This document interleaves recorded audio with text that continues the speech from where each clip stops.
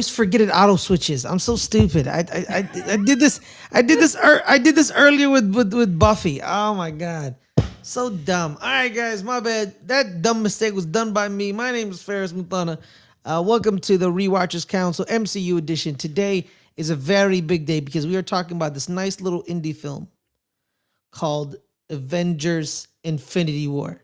So today it's a big day, it's a special day. So we had to bring the full house. The full house is here, and the full house includes my main man Matt. Matt, how are you, bro?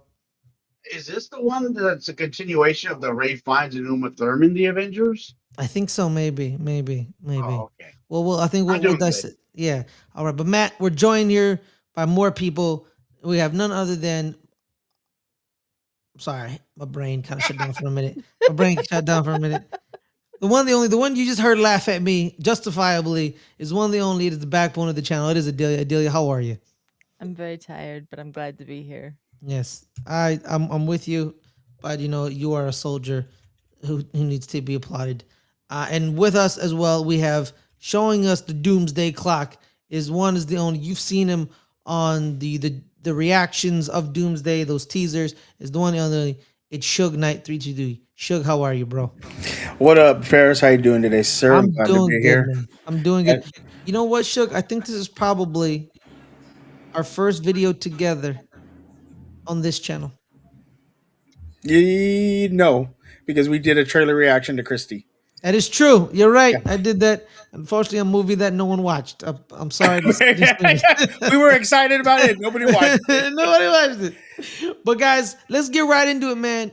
It's one half of the end of the Infinity Saga. It is Avengers Infinity War. Let's get right into it. The raw thoughts overall. This movie made you feel what, Adelia?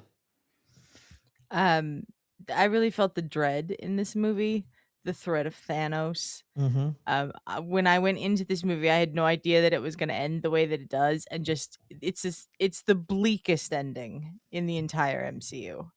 There's no hope at the end of this movie because you just don't know how you're going to fix what Thanos just did, and I really thoroughly enjoyed this movie.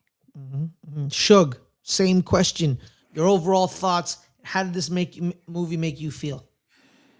Um, as a comic book nerd, this movie made me feel just happy. Like I know Dealer just said it's a sad That's movie at the that's a end, very juxtaposition. but as a Bless comic you. book fan, Yes. you got to see Thanos, one of the biggest bads in the MCU as far as comics. You got to see Spider Man. You got to see Black Panther. You got to see Captain America. You got to see all these different heroes interacting with each other and in different places. Guardians of the Galaxy interacted with Iron Man. You have the Wakandans with Hulk and Scarlet Witch and Black Widow. And then you had like Thor and the Guardians of the Galaxy interacting. So it was very cool as a comic book fan to see. It made me very happy. But at the end, like Adidas said, it was very bleak, and you walked out really just not saying anything. You just were shocked that they actually ended the Yeah. movie that way. Mm-hmm. Matt, same question to you, big dog. There's comic book movies and there's Avengers movies. They're like nothing else. They're cool because you see so many characters that you like battling. And like this one was a little more special because it was like the beginning of the culmination of all the other movies before it. So I always enjoyed this one. Perfect, perfect. So guys, let's get right into the meat and potatoes of the movie, right? I want 2 to 3 moments when you were watching this movie that made you say, holy shit, they did that, or holy shit, they've broken my heart, or holy shit, why did they do that? Matt. The first one I'll pick out, it's not like such a holy shit moment, but it was cool to see was when they made Stormbreaker. Because it's cool to see a Mm, weapon like that being developed and stuff. Um, and just how they had to reignite the sun and all that. It was cool. all right. Anyone agree with that moment, or do you want to talk about it, or we have other moments? I mean, it's one of the biggest moments because you know that he goes there to try to make a weapon that can beat Thanos and uh, can compete with the Infinity Gauntlet, and he almost dies trying to reignite the star.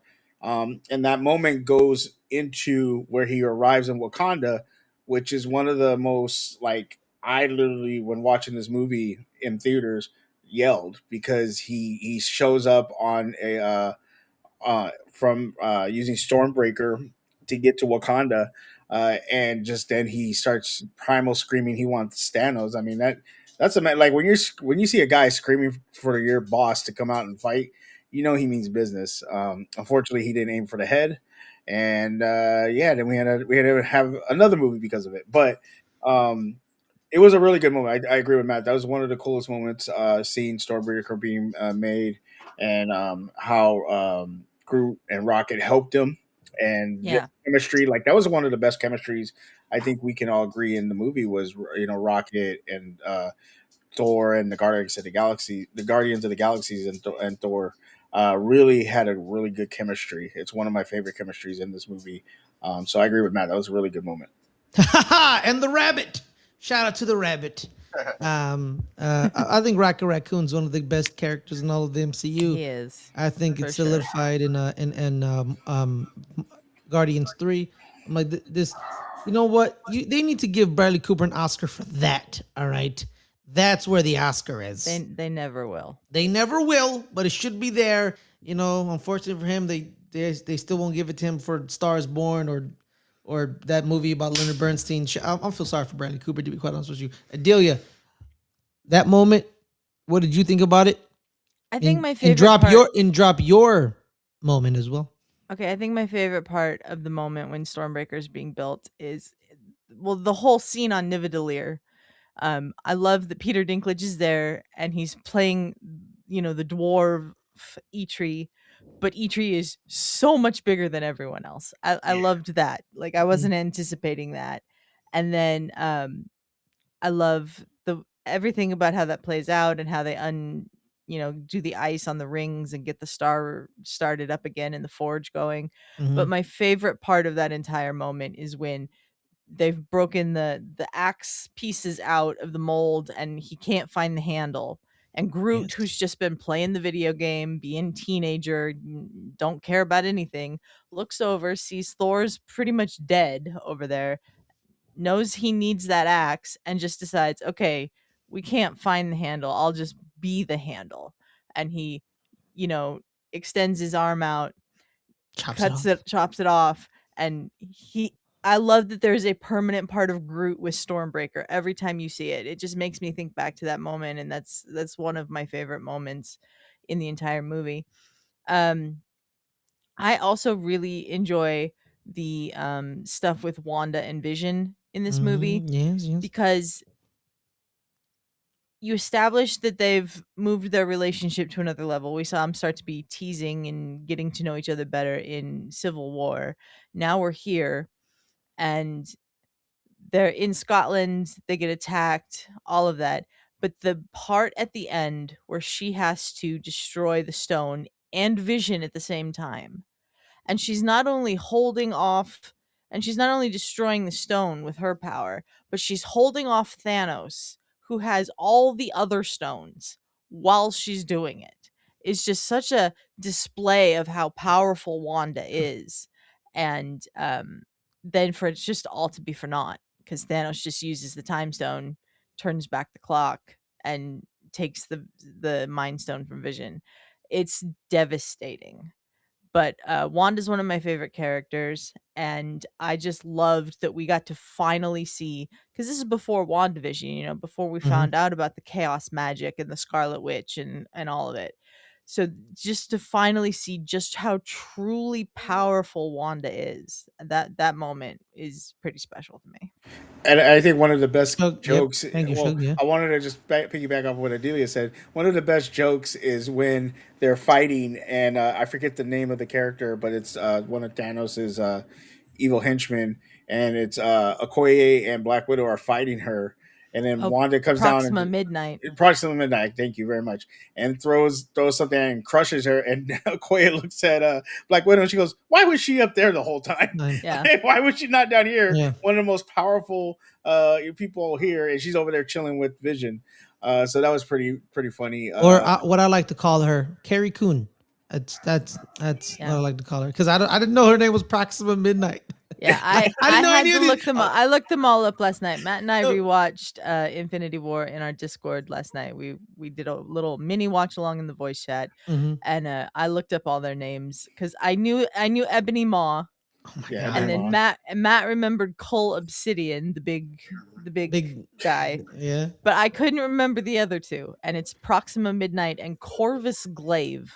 Corvus They Glaive never is say, yeah, the one. That's the one that takes this tries to take the stone from Vision, right? Yeah, he That's should. yeah, The okay. guy, yeah, who's really stabby. He likes to stab yeah. people. Yo, man, get you a person who loves you as much as Ebony Maw loves Thanos, man. You know what I mean? That guy is something else. So Suge, But I do love how Ebony Maw gets outsmarted by the fact that Peter Parker's seen a lot of movies. yeah. You ever seen Aliens? But he calls him old. It's so Yeah. disrespectful. He did it in Civil War with Empire Strikes Back, and then he goes, "You guys see that old movie? What are you But talking you've about? got to That's an old remember, movie." but to him, they are old movies. They I are, but mean, don't remind me I'm how not. old I I'm am. not gonna lie to you, man. I'm not gonna lie to you, man. I love Tom Holland. I love him so much. He's so perfect. He's so perfect. Yeah, just like the way he says, "Y'all seen Aliens? I have an idea." Like this is like perfect. It's like it's perfect. Man. I love Tom Holland so much. But Shug, give me your opinions or thoughts on the scene Adelia brought up with Wanda. One, just killing the love of her life, then having to relive again, seeing another person kill the love of her life. Okay, I'm not gonna. This sounds like probably really mean, but that was kind of funny because to imagine like, oh, You're a sick individual. You're a sick I think man. I saved the world by killing the person I love, and dude's like, no, no, no, no, no. I'm gonna bring him back, and I'm gonna I'm kill gonna him, kill him. and you get to watch. Like you've already killed him. I'm gonna kill him again, and I'm gonna take the stone, and now my gauntlet is full. Um, it's really like that. It's crazy because Adelia said, like she's holding him off. One of the most he has pretty much all the Infinity Stones except the one he needs, the Mind Stone. She's holding him off, and she kills Vision. And she's like, "Okay, I did it.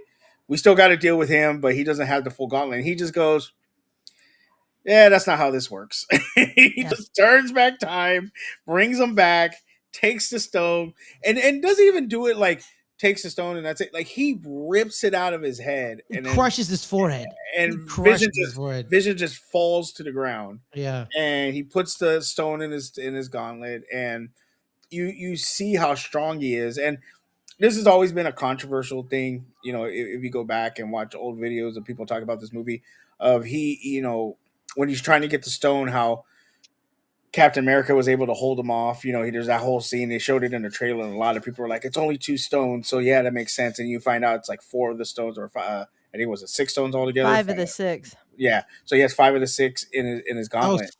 I thought it was four of the. No, No, it's five. there's It's 6 of them. one, So he two, has all of three, them but the four, Mind Stone. Oh yeah, five, yeah. six. Thumb, index, ring, middle, pinky, center. Yeah, you're right. Yep. Yeah, and he was able to hold off Thanos, and just through sheer will of Captain America. And we'll when we get there, we'll talk about Endgame, the second part of this movie. But that scene also set up Captain America just to be how resilient, how much he will keep fighting. Where it's an impossible odds. He's holding a guy off with one of the most powerful weapons in the Marvel universe, and he's just a human that is super strong, and has the super serum, super soldier serum in Mhm. him. But he's fighting this guy off and really holding his own until Thanos smacks him around. Which I think what I loved about Thanos in this movie is one of in every movie he just smacked everybody around in this movie. Like he beats up Hulk in the beginning, he smacks around Iron Man, and then he smacks around Captain America. Like he's so disrespectful, and then he crushes Loki, and Just kills snaps his him. neck. It just Yeah, snaps his neck, like man. Thanos is so disrespectful in this movie, and I think what I with his character, I think this is the best version of him. We'll talk about him in Endgame when we get there, but I like this version of Thanos. He seemed very powerful, very methodical, and very well thought. Like, let's be honest. If you talk about, we'll talk about his motivation. You kind of agree with them. Like, yo, we're running out of resources. We're overpopulated. You know, what are we gonna do? And he's like, I'll just take out half of everybody, I have an idea. Y'all and may not like it, but I have but, an idea. and then we'll all prosper. So Yeah, we're four of us on this screen. Two of us were gone. yeah, It sucks, but you know what? Everyone's gonna live good. So I liked this villain. It wasn't just a ooh, I'm an evil man. Ha ha ha. He actually had a reason. He actually thought about his reason why he was doing what he was doing, and it was kind of cool to have that kind of villain in yes, this movie. yeah. So I want to get Matt's opinions on the scene Adelia brought up. That scene, Matt. Well, give me your thoughts. Seeing the love of your life dying, killing him, then seeing them get murdered. Like, what do you think, Matt? Yeah, well, like when we were watching that, I brought that up to Adelia. I was like, dude, she made the decision to end Vision's life. You know what I mean? Like that's tough enough. And then the motherfucker brings him back right after and then just kills him again. Like the only thing I could compare that to even is like when I had to put down my dog. Like if the vet would have been like, okay, he's gone, and then a minute later, like brought him back to life for some reason, I don't know how you would accept. You know what I mean? Like that'd be just so fucked up. Like Yeah, mentally. absolutely. And then Adelia said, yeah, and she was holding off Thanos the whole time. And I was like, yeah, and imagine that strain, physical strain on top of the mental. Like that's just such a situation. Like it was crazy. Yeah, absolutely. I agree with you, man. But now, she'll go to you. Now, what's your moment that made you feel, um, what the hell? I can't believe they did that. Oh my god, they did that. What scene popped into your mind? For me, I would have to say the decision of who when Thanos snapped, who died. You see Bucky go, and you start seeing Star Lord go. You see, all these different people, but then you see like T'Challa go, and you're like, holy shit, they killed T'Challa, and I think, and then Sam Wilson goes, and then Spider. But what was cool was they kind of introduced the Spider Sense with Spider Man, because he's like, something's wrong. I I don't don't feel, feel the Mr. Stark. I don't feel too good. yeah. Also, when he's on the bus in the beginning, you see the hairs go up on Yeah, his yeah, yeah. arm. Yeah, And we yeah. hadn't and we hadn't really I think the second movie of We Spider Man had came I out, and it No, kind of the talks about second it. Spider-Man movie doesn't come out until after, Endgame. Oh, So, okay, so we yeah. only had Homecoming and Civil War at this point with Spider-Man. So Spider Sense hadn't really been introduced, because I know it's introduced with the second movie with what's his name? I can't think of his name right now. Mysterio. Mysterio. Mysterio. Mysterio. I And was about so to say that was Mephisto. My bad. yeah.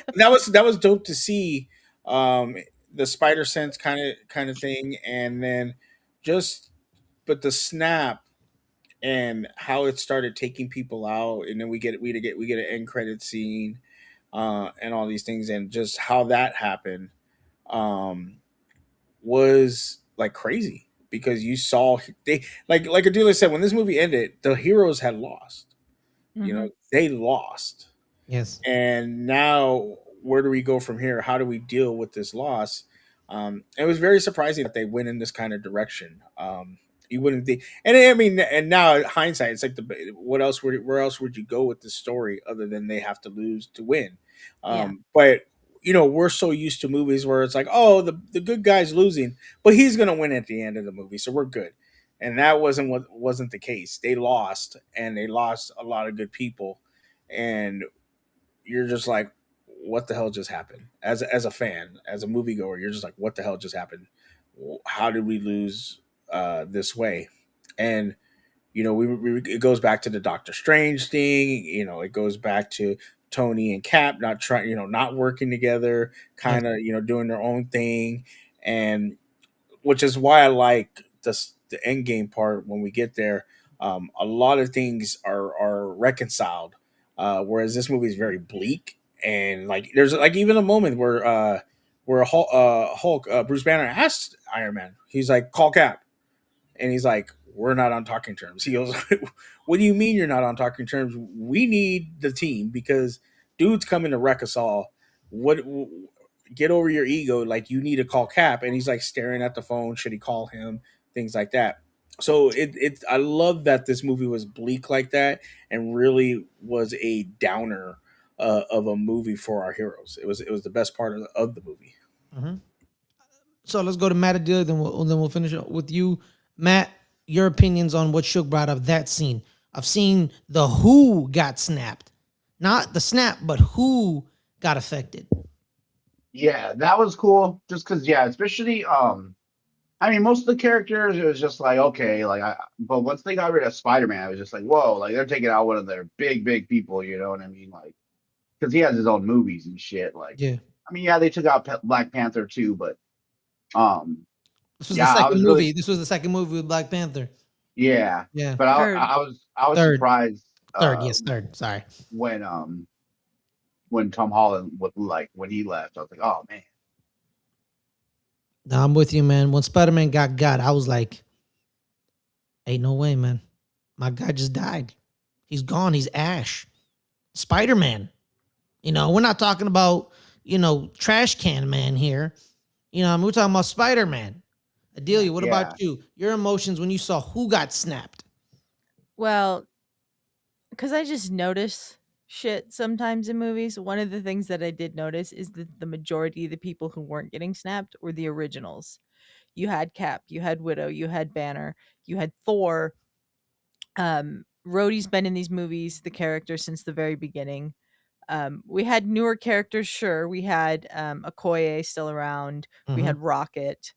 Um, but most of the heroes we were losing, most of them were newer characters who were just being established. And I was like, okay, so I immediately knew that whatever Endgame was going to be, because we didn't know it was going to be called Endgame at that moment, was going to be focused on the originals, and what they were going to do to fix things. Cool. But just they also eliminated people that really um, hit home for the characters. Like you take away Bucky, and that really affects Steve. You Mm-hmm. take away Spider-Man, that really is going to affect Tony. Um, you take away like all of the Guardians except for Nebula and Rocket. But I loved that we had Nebula and Rocket left, because Nebula kind of one of the forgotten members of the Guardians in a lot of ways, because she's not cool Star Lord or Drax, who's just unintentionally funny and things like that. I thought they left a really interesting team to fix things in whatever the next movie was going to be. What's up, Brian? Tell him Hey, about what Groot said to Rocket in that scene. yeah, when hey Ryan, when Groot is being dusted, and he says, "I am Groot." James Gunn came out after this movie and confirmed that that was him saying "Dad" to Rocket, and that just killed me when I heard that. That ain't Because right, man. like, That ain't right, James Gunn. You should have lied to me. You shouldn't have said that. That ain't right. I just the first time hearing it, Adelia. He said that? That was yeah, he said what? that. That's Yeah, not okay. That's not okay, James Gunn. but Not like, cool. we've seen in the first Guardians, when Groot made the sacrifice, how much that affected Rocket. And then now here we are in Infinity War. We have teenage Groot. He's getting Groot back. Groot's growing up, and now Groot's gone. And you see how much that affects Rocket. And Rocket can understand him, obviously. So Mhm. he knows what Groot has said to him. And that really shows in Rocket's motivations in Endgame, I think, because he's trying to get his family back, like all of them, but mainly Groot, I think, His son. because his son, basically. Wow. I never knew that. Oh, that's Yeah. crazy. I never knew that. That changes that scene for me completely. Hmm. That makes it worse. It's more That's Yeah. emotional than horrible. Peter and Iron Man. You know what I mean? Yeah. Yeah. Peter, yeah, And that's and like yeah. and like even with the Peter and Iron Man stuff, like like we had the foreshadowing at the beginning of this movie when Tony's telling Pepper about his dream that they had a kid. They named him Morgan after her eccentric uncle. They're foreshadowing them having their daughter Morgan in Endgame, but you get to experience what Tony is like as a dad throughout this movie once Peter's still away on the ship. And Mhm. when he lets himself be known to Tony on the ship, and Tony's like, "I don't want to hear it. Now I got to hear it. Why I didn't want you to be here." And finally just realizes like, okay, he's here now. We got a situation. Help me out. And the kid came up with some good ideas, but then he's like rattling off pop culture references, and Tony's like, I don't want to hear another pop culture reference from you for the rest of the trip. Like, we got to see what Tony was like as a dad before Tony was a dad, and I thought that was interesting foreshadowing in this movie. Mhm. And that goes to Hi, my scenes. Robin. Hey, Robin, what's up? And that goes to my scene, man. Anything with Iron Man was awesome. Anything Yeah. with him was awesome. I love the scene where him and Quill are arguing, and Quill's like, "Wait, are you from Earth?" He's like, "No, man, I'm from Missouri. That's on Earth, dipshit. Why are you hassling us for?" That was Yeah. like that was hilarious. He's like, "Oh, my was it? Oh, my bad." So everything with Iron Man was amazing with me, and then like he had a planet thrown at him, A moon. a Yeah. moon planet, a giant star, a giant thing in the sky was thrown at him. And you know Mhm. what? That affects a man. Okay? Yeah. Like, what's up with this? And like I also like that how like when they're fighting each other, Thanos knows who he is. Mm-hmm. Because he knows who Thanos is. I feel like Thanos like also like the visions and the connection and all that stuff. I feel like they've known each other for a while and they knew this was gonna happen. You know what I mean? That's why he said, when he said I'm gonna kill everybody, I was like, I hope they remember you. I hope they remember Mhm. you. Because he's like, I'm impressed by you, Stark. I'm gonna Yeah. kill you though, but I'm impressed. Yeah. I'm impressed. So that was really nice as well. I really like that. There's also really great foreshadowing with Doctor Strange to that moment where Thanos is about to kill Tony, where Strange on that ship is like, if it comes to a choice between saving you, the kid, or the time stone, I will gladly let either of you die. And then it's time to save the time stone, but he's gone forward in time and seen those oddly specific number of 14,605 different realities where they only win the once. So he knows, and Tony has no idea, but he knows that the only way they're going to win is if he spares Tony's life. Mhm. So he gives up the time stone. Well, now, And thank you. Oh, sorry, Dylan. Continue. I just thought that was I just thought the writing in this movie and the way they use foreshadowing for stuff not only in this movie but in Endgame, and they pull together things from previous films and stuff, just really really was very good. Well, thank you, Dylan, for bringing that up. Character consequences. I want to talk about that. Let's talk about certain decisions some of these characters did, and I want to talk about the main decision. Let's talk about how Peter Quill is the biggest piece of shit in all of the universe, and He's convince me not. otherwise. And convince me otherwise that he's not, because that man is the dumbest human being I've ever seen in my entire life. He is so stupid. Like, I understand, homie just admitted to murdering the love of your life. I get that. But like there's also like a sense of like use your brain a little. Like just use a little bit of your brain. And they wrote him completely brainless. And I can't see the justifiable reason of him shooting him in the face, even though we tell him we need to take this off. Just give it a minute. Just give it a minute. If he just gave Yeah. it a couple more minutes, we're good. We're groovy. Then you can shoot him and then you can kill him. But He hits him in the face. He doesn't shoot him in the oh, face. what? Yeah, sorry, but like that just that grind my gears. That's always grinded my gears, and people will be like, "But no, Ferris, that's kind of what Peter does. Be a dumbass." Okay, I agree, but the fate of the universe is being like it just grind my gears, guys. Someone help me to try to justify it, but I don't see a justification. That was a horrible decision. I won't say it's justified, but look at his I think it makes upbringing. sense. I mean, but look at his upbringing. He was brought up around Ravagers. Yeah. Ravagers are just pirates who go off emotions. So he finally finds love. Like he's with somebody. What for? This is a couple years after Guardians of the Galaxy, so he's been with her for a minute. I mean, And you're in love, and you're working together. Like that's the life. And then you find out she's dead when earlier she told you, if it comes down to it, I need you to kill me so he doesn't get where the soul stone is, the location of the soul stone, and you failed at that. And then now you know, because you failed, the love of your life is dead. Well, the person that killed her is right in front of you. You could try to reason all you want. Like here's a question, Ferris. Okay, And I'll throw it back at you. You said, prove why he's in the dumbass. Did you say the same thing about Iron Man and Bucky? Cap and Bucky. I mean, Kevin. No. Iron Man and Bucky. When Oh, Iron Man in Civil War. in Civil War, when Iron Man wanted to kill Bucky because Bucky killed his parents, knowing that he didn't know, I guarantee you did not say, "Well, I don't know why Iron Man's acting like this. He's dumb." No, you were like, "Smoke him, smoke Bucky right now on the spot." Because I think that's different. Because that was How is it no, different? let me tell you why it's different. Because that was a secret held for years by Cap and Bucky. People knew about it and no one told them. That's different. This one just happened. And dude, just how Ferris is this not also Nebula's fault?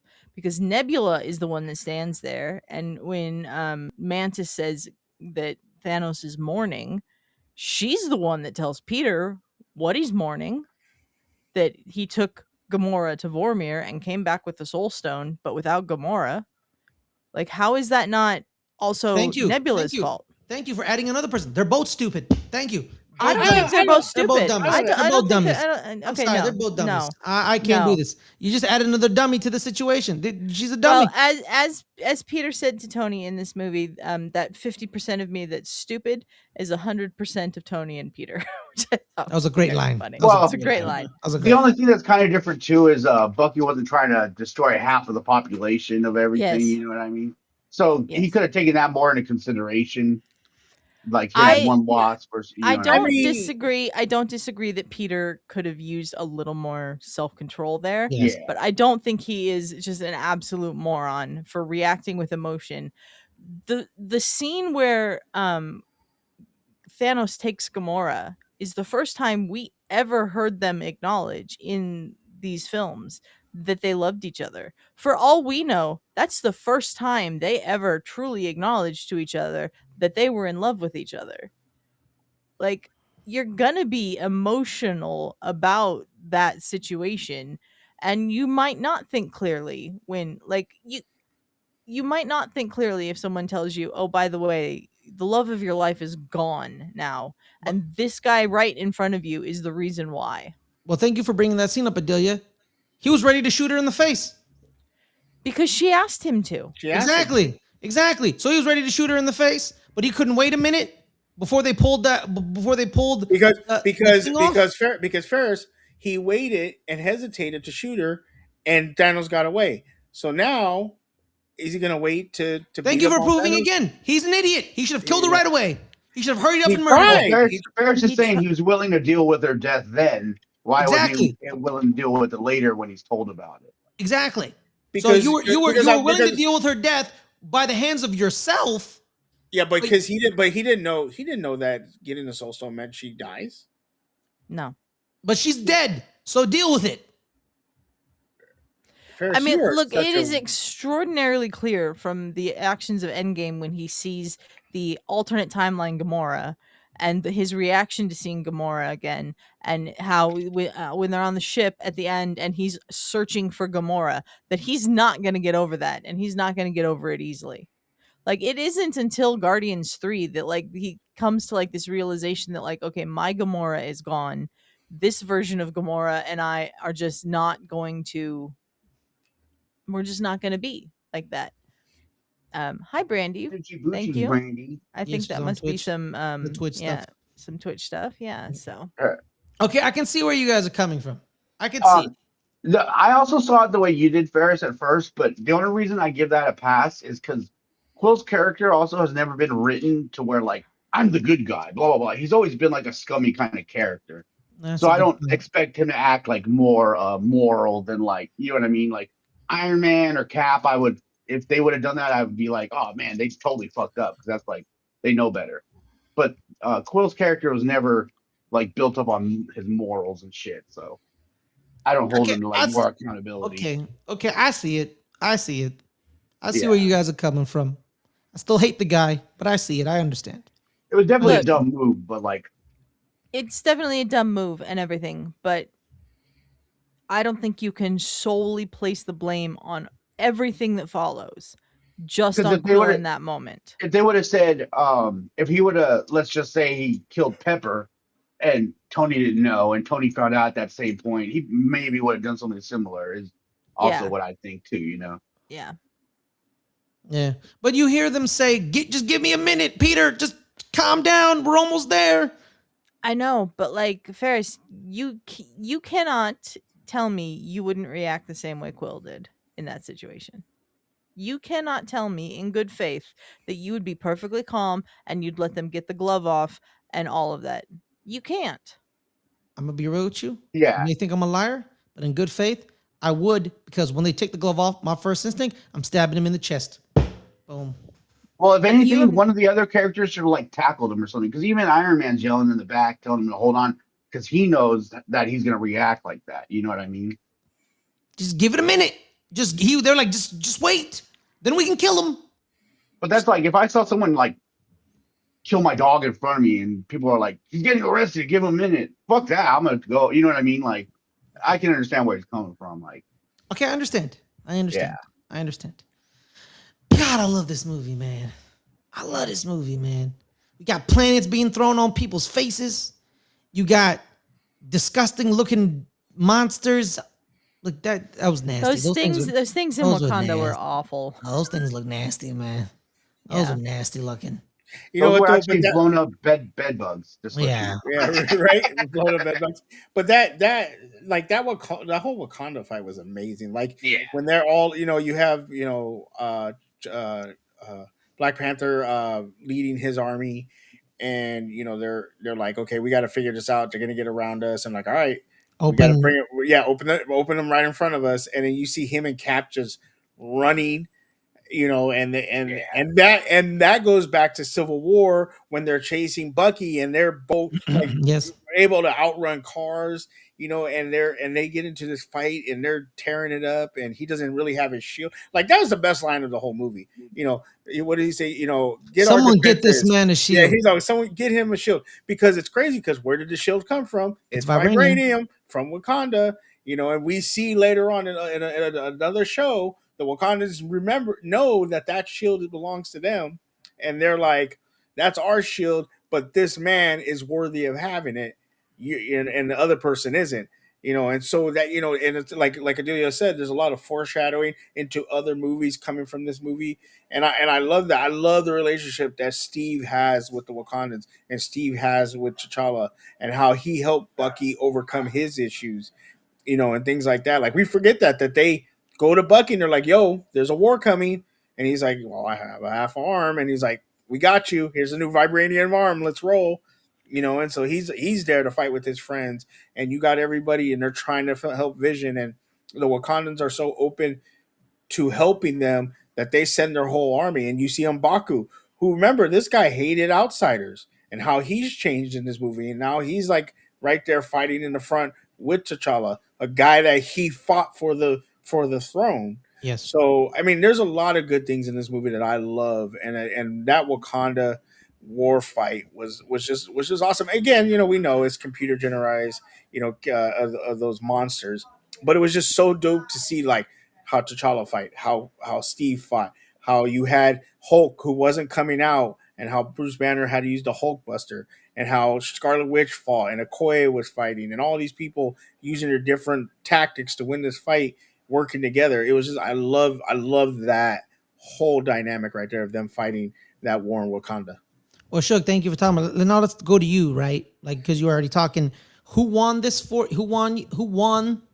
movie for you, and a decision that made you go, wow, good or bad? I think I think who won this movie for me was Thanos, because if he wasn't a good villain, this could have been a horrible movie. Mm-hmm. Yeah. But his motivation, the acting, um, the scene that Adelia brought up of when he throws Gamora off that ledge to get the Soul Stone, like that is, you hear people talk about that scene and how bad it made them feel, but also how devastating it was and how emotionally they got into that. And this is for a comic book movie. Like people were emotional when that happened.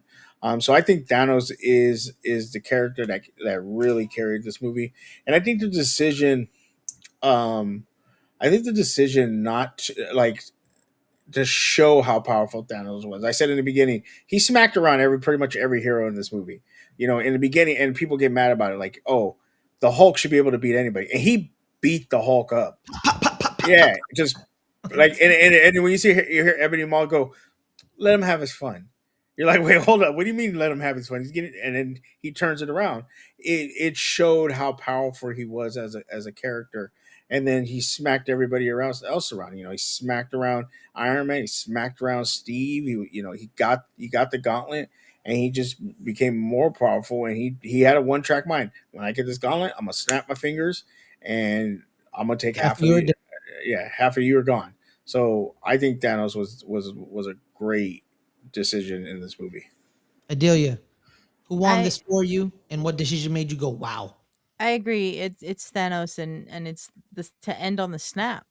And not even just to end on the snap, but end on Thanos sitting on that planet where they find him at the beginning of Endgame, just resting. Like he thinks he's done the right thing. Like, and he's right. The universe is finite. The resources are finite. Now, I don't think that means that you should murder half the of all living creatures in the Genocide's not universe. cool. Genocide's not cool. It's genocide, and genocide's not cool. But I think they really did a great job in this movie of writing a villain. Because remember, to this point, Marvel had a real villain problem. Like the only really good villain Marvel had had to this point was probably Loki, and Loki wasn't really a villain by Stop this being point. one. Yeah. Yeah. So he was more of an anti-hero than a villain. So Thanos being this, like, we'd known Thanos was like this overarching, like, threat since the first Avengers movie. And then to have him finally fully realized here and see how much of a threat he really truly was. I mean, it started with that scene on the Asgardian ship at the very beginning of the movie. Shout out to Kenneth Branagh, whose voice is the first voice you hear in this entire movie when he does the Asgardian ship distress signal that is what the Guardians pick up on and brings them to the remnants of the ship. But it just starts out so bleak. Like half the Asgardians are dead, the other half are already gone. Like we don't see Valkyrie and the other half of the Asgardians that end up on Earth in New Asgard leave. They're already gone. And everybody else on that ship is dead except for Thor, Loki, and Heimdall. And then they kill Heimdall after he gets Hulk out of there. And it's a really, really menacing, bleak start. And then he just destroys the ship. And like you're like, oh my god, did we just lose Thor? Now, because of the trailer, we knew that he was going to end up with the Guardians, but he's just this threat through the And all of whole Asgard movie. too, all their people. Like Yeah, yeah, like he's just this overarching threat through the whole movie, and it builds and it builds and it builds, and then at the end when he wins, it's like, oh shit, He won. like he won. Yes. They lost. Cuz like we haven't seen the Avengers lose yet. We've seen them lose little tiny battles on the way to winning the war of the movie against Ultron or against Loki in the first Avengers or whatever. But we haven't seen a movie where it's like, "Oh yeah, our heroes just got their asses kicked and lost." Yeah. And It's just as if Guardian. you don't have Thanos as a big threat, then it doesn't feel earned by the end. And another thing I think they did really, really well in this movie was humanizing Thanos with the scenes with young Gamora on her planet. So that when you get to the point where it's Gamora and Thanos on Vormir for the Soul Stone, and you know that he has to make the sacrifice of something he loves, you know when he turns around and has the tears that he does love Gamora because of the way that they set up the scene of him with young Gamora on her planet and then him talking to Gamora on his ship about how she hated everything about her life and everything that she hated about her life was because of what he taught her and stuff like that. You can tell that he really truly cared about her. So when I don't think if they hadn't done that, that Gamora's death would have hit that hard for me. Not because Gamora isn't a great character, but because it's like, well, Thanos, I guess, loves her. You have to establish that, and I thought they did a really good job of establishing that. And then when you see his scene in the Soul Stone after the snap, and he sees young Gamora, and he realizes, I've accomplished everything, but I've lost the one thing that means something to me. Mm-hmm. When he tells Wanda, I lost more today than you'll ever know.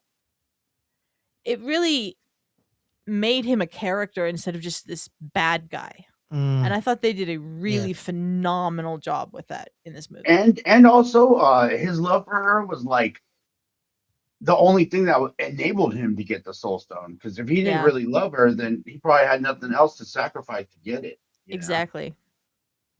It was amazing, man. Where he because he doesn't call her Gamora a lot in the movie. Yeah. He says little one. Little one. He says little one. You know what I mean? And that just proves that the connection with him, perfectly balanced. Little one, not too much on the left, not too much on the right, perfectly balanced. And then, oh my God, Adelia, you just hit the nail in the coffin. That was perfect. That was perfect. Because he's one of the greatest villains in probably cinematic history. But, and we saw bits and pieces of him, right? But this movie just brought it all together. It just brought it all. And you know what? Shout out to Josh Brolin. Mm-hmm. And you know what? Screw you, Academy. Because that's an Oscar-winning performance right there. I mean, I don't think they're ever going to give mocap They won't. performances Oscars. They won't, ever. Yeah. But shout out to you, Josh Brolin. There's Josh been a few Brolin. that deserved some, I think. Yeah. But I don't think they're ever going to do it. Matt, after what you just said, give me a character that won it for you and a moment or a decision that you were like, what the hell? Or, oh my God. I mean, after what Adelia said, the only obvious choice is Ebony Maw. Yes, There's absolutely. been no greater hype man since Flavor Flav. Exactly. But yeah, no, but seriously, Thanos, what everything Adelia said is totally, totally true and correct. And like that emotional thing gave him like such a great villain aspect, but also the physicality too. Because like if you think about it, most Marvel movies, the main bad guy doesn't even really fight the heroes. Usually it's his minions the whole time, and then some bullshit at the end. You know what I mean? Like they don't really fight. Thanos actually took on multiple heroes at one time. I mean, he had his henchmen and the like demon things fucking fight for him too, but like he wasn't afraid to take them on himself also. So I really like that about him. He wasn't afraid to scrap. Yeah, because afraid to think scrap. like Thor: The Dark World, how much they hyped up that dude, and he didn't even fight nobody really. Hey man, you watch your mouth, man. You respect Malekith. He was like, all right, you it was respect like Malekith. Guardians of the Does Galaxy. Malekith really deserve respect, Ferris? Same with like Guardians of the Galaxy villains too. No, not really. They didn't fight him; they just had a fucking dance off. Like, Yeah. Shout out to Lee but Pace. other movies too. Like the only ones I can even think of is like Shang-Chi, and that hadn't happened till this point. Black Panther had barely happened. Yeah, it's the movie right before this one. Also, because at this moment, correct me if I'm wrong, guys. The second best villain in all of the MC was Obadiah Stane. He was one of the better ones, yeah. Yeah, I mean Killmonger. I think you go Killmonger Loki, at this point. Loki, Killmonger. Yeah. If you actually, I definitely would put Obadiah Stane in the top 4 or 5, though. Yeah, because we said Loki's more anti-hero, no longer. I'm talking about a villain. I think villain wise, you have to put homeboy Richard Dreyfuss's character. Is it Richard Dreyfuss? Richard Dreyfuss's character, the one from Winter Soldier.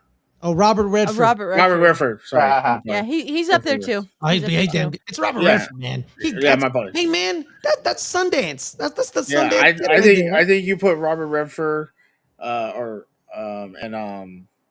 Loki and Killmonger, and if Black Panther had just happened, I liked what they did with oh my god, the guy from the Lord of the Rings. Ulysses Claw. Ulysses Claw. I like what they did with him.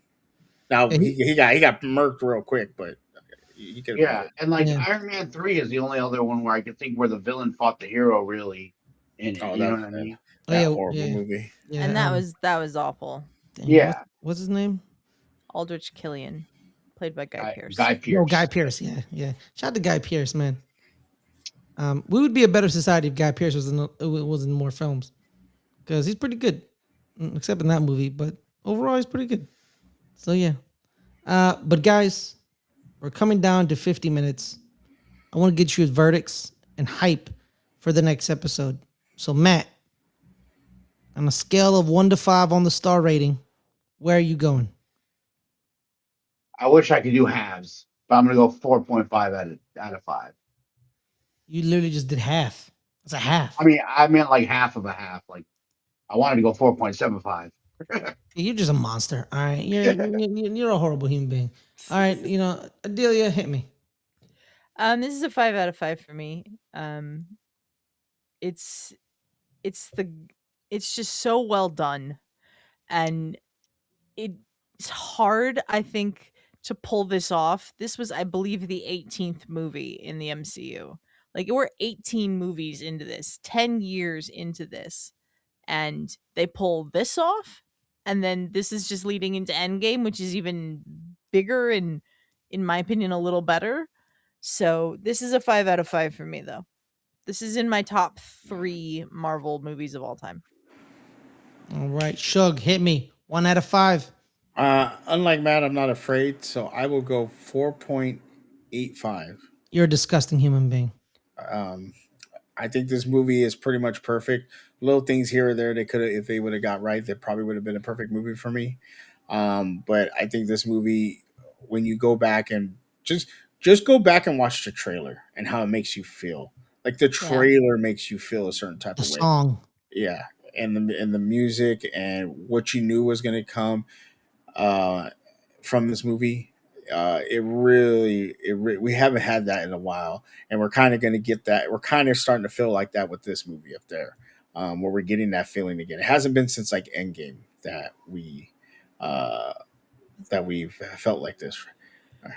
Ryan saying, you with the Richard Dreyfuss reference as a villain. The only villain he played is in What About Bob? I mean, he's a villain in Stand by Me. If you think about it, just saying.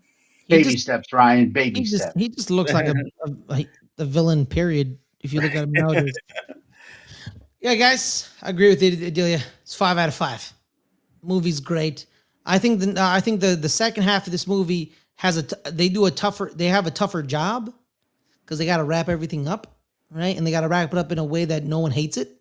So it's a Mhm. tougher job. So this one is a better film in my opinion, but the next one's a harder film. But this one, 5 out of 5, knocked it out of the park. Josh Brolin really, I don't want to. There wasn't like a lot of like there's dialogue, but not like very quintessential dialogue or like very like hard hitting dialogue. All the hard hitting dialogue, all the emotional stuff. Most of the time it was from Thanos. You know what I mean? Like Cap shows up and he tells Thunderbolt Ross to kick rocks. Then they go to Wakanda. They say hi to him and then they get ready for battle.